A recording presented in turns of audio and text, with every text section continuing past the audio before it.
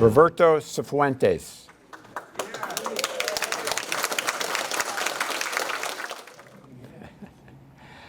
Roberto Sifuentes. All my life, I've innately been an artist. By growing up, people I respected kept telling me I needed a profession to be able to support my art. So I thought of social work. That led to Vista, which I joined out of high school. Vista volunteers were granted draft deferments, a prized possession, in 1968. In December of 1968, he left Vista and dropped my deferment, and after serious contemplation of the family history, he went on to see a recruiter on Dreyer Street and ask him, "What's the least amount of time to serve?" "I want to go infantry and to Vietnam." He looked at me, smiled, and held up 2 fingers and said, 2 years. Volunteer for the draft, and I guarantee you'll go infantry and go to Vietnam. He came from a military family. His dad and uncle on both sides of the family served in World War II. His father was a deuce-and-a-half driver. 2 of his uncles were in the Battle of the Bulge at Bastogne, Belgium. His uncle Edward was with the 101st Airborne. His other uncle Fred served in Patton's 3rd Army and was awarded the Silver Star. At family gatherings, these World War II veterans never sat close to one another, fearing there would be an argument or possibly a scuffle. His Uncle Fred was always the instigator by saying stuff like, "If it hadn't been for us coming to save your airborne asses, you wouldn't be here drinking beer." And everybody would laugh. Older cousins served in Korea, while us younger ones served in Vietnam, Iraq, and Afghanistan. My 2 older brothers went to Vietnam before me. My second oldest brother, Ralph, did 2 tours, was a door gunner with the 48th Assault Helicopter Company attached to the 1st Cavalry Division. His oldest brother, David, took a short extension in Germany to go to Vietnam and served with the 198th Infantry, Americal Division. David was an RTO for a forward observer and was wounded by mortar shrapnel.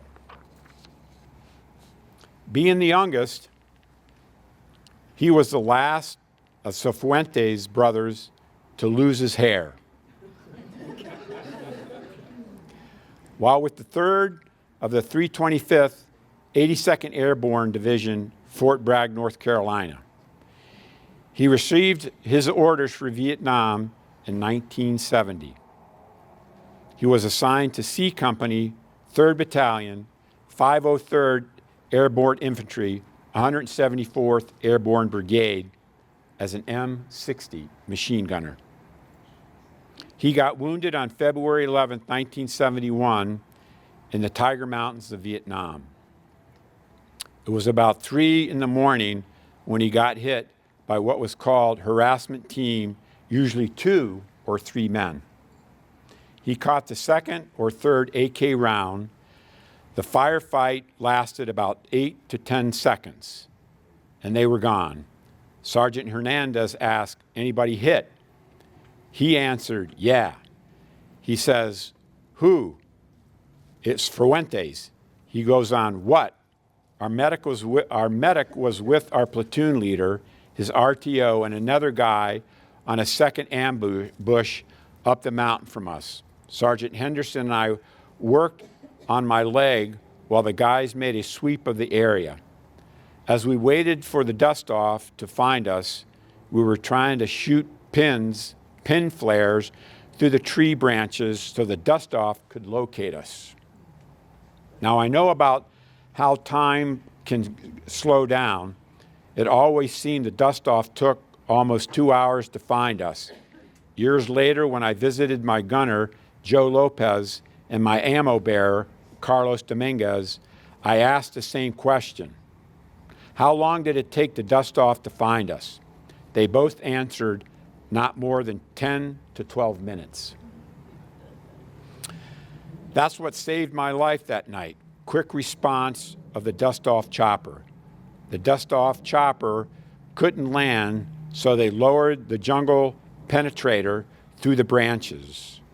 All I could see was bright white light, and the jungle penetrator, attached to a cable, came down from the light. Two of the guys reached to grab it before it touched the ground, but Sergeant Henderson yells, "Don't touch it before it's grounded, or you'll be shocked the shit out of you cherries." The guys carried me over to the penetrator, strapped me in, and up I started to go. As the cable hit the branches, it started the penetrator swaying and bouncing me off of them. I still remember the soothing white light I was going through and the wonderful sensation of slowed down circular fluttering of the propeller blades of the helicopter. I don't remember being pulled into the helicopter. Joe told me that I let go, and the only thing keeping me on the penetrator was the safety strap. I was bent over backwards as I disappeared into the light and the branches. The guys thought maybe I didn't make it. I came in the helicopter and couldn't breathe. I kept shaking the medic that was straddling me with his back to me as they worked on my leg. He thought I was freaking out and kept telling me, "You're going to be all right. You're going home." But I kept making signs that I couldn't breathe, so he took off his helmet, leaned his ear close to my mouth, and told him I couldn't breathe, so he said, "You can breathe." As he leaned over, grabs the rubber hose attached to an oxygen canister, turns the valve, and crams the hose down my throat. The next thing I remember was being in the battalion aid station. The pain woke me up, and one of the medics came over, checked my chart, looked at his watch, and then went over to the other medic. Came back and hit me with a morphine vial. I came to early the next morning. I was on a gurney, and the motion of the guys carrying the gurney caused pain to my right leg. I was loaded into a helicopter and flown to the 112th Army Hospital in Quang Nguyen, Vietnam. They operated on my right leg and then was sent to Camp Zuma, Japan, to a hospital ward already packed with a bunch of hurting soldiers. They must have drugged me up real good, as I don't remember the plane flight or the move to the hospital ward until the next morning when the lights came on. There were medics, nurses all over the ward bringing these and taking that. Then came the E6 medic, whistling as he pushed a cart with all kinds of bandages, medicines, tapes, brushes, swabs, and wooden spatulas. He was one of the medics that did the painful changing of our bandages. He would come up to your bed, and while he was setting things up, he would ask, "Slow or fast? Do you want your bandages off slow or fast?" I always took fast, which was followed by brushing of the wound with the orange disinfectant. Then sometimes scraping the wound with the wooden spatula, followed by a disinfectant rinse of the wound, then re-wrapping the wound. There were many appointments, x-rays, even had my teeth cleaned while I laid in bed. I was at Camp Zuma about 2 weeks until strapped onto a gurney in a C-141 headed for the United States. There were 2 rows of gurneys strapped on each side of the airplane. The middle of the plane was filled with guys in wheelchairs. with medics, nurses, doctors tending to everyone on board. I didn't remember the flight home. We were pretty much under the whole time. We stopped at Travis Air Force Base in California, unloaded some of the guys.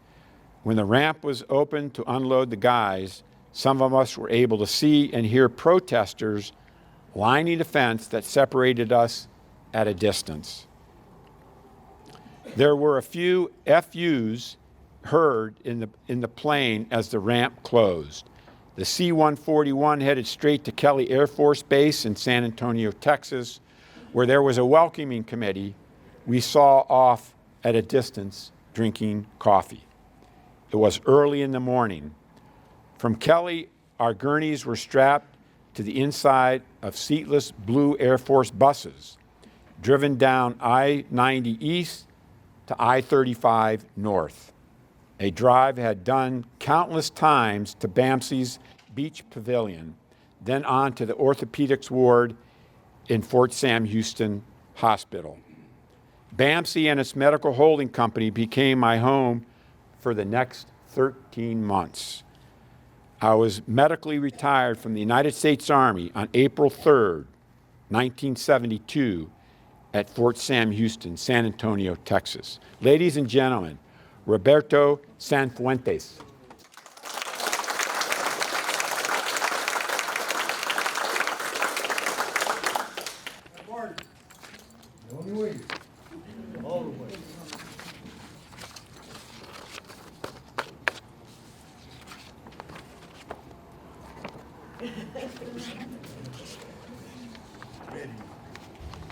Go ahead, rock and roll. Let's hear it.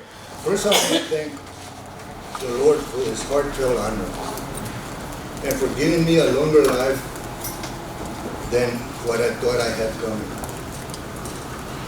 Also, a tremendous thank you to Mr. Michael and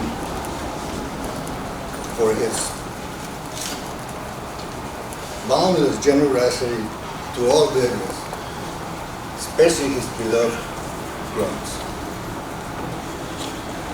How can we thank Mr. Joseph Gray enough for his solemn devotion as master of ceremonies for this reverent celebration?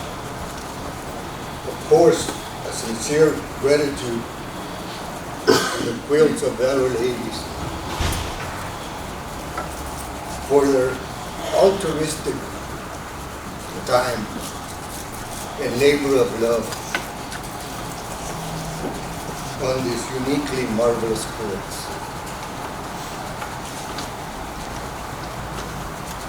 I would like to acknowledge my two older brothers, Ralph and David, as the example.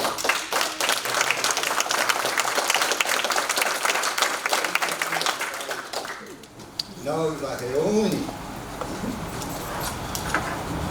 stayed on the straight and narrow.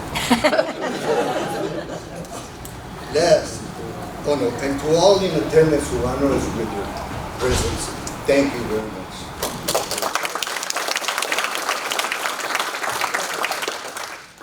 There is this person who with immense fortitude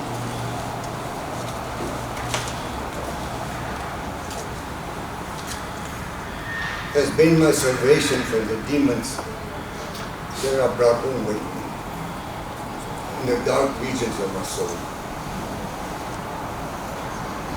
Without her, I don't think I would have made it this far. So please, the matriarch of our family, Erlinda Murillo Martinez de Sifuentes Gonzalo.